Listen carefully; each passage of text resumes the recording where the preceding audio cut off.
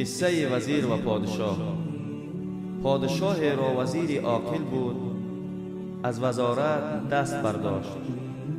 پادشاه از دیگر وزیران پرسید که وزیر عاقل کجاست؟ گفتند از وزارت دست برداشته است و به عبادت خدا مشغول است. پادشاه نزد وزیر رفت و از او پرسید از من چی خطا دیدی که وزارت را ترک کردی؟ وزیر گفت از 5 سبب.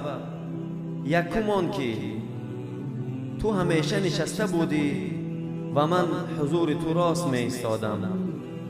اکنون بندگی خدای را می کنم که مرا حتی در نمازهام حکم بر نشستن می کند.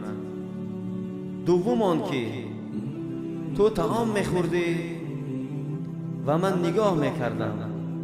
اکنون رزاق پیدا کردم که او نمی خورد و مرا می خوراند. سوم آن که تو خواب می کردی و من پاسبانی می کردم. اکنون خدا چنان است که هرگیز نمی خوابد و مرا پاسبانی می کند.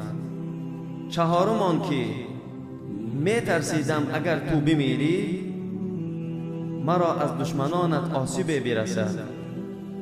اکنون خدای من چنان است که هرگیز نخواهد مرد و مرا از دشمنان حفظ خواهد کرد. پنجم، می ترسیدم که اگر گناه از من سرزند عفوم نکنی. اکنون خدای من چنان رحیم است که گناهانم را می بخشد. خدایا ما را یک لحظه به حال خود وا نگذار. آمین. این ویدیو را نشر کنید، شاید که به سبب یک نشر شما در دل کسی تأثیر کند و در ثواب شریک شوید.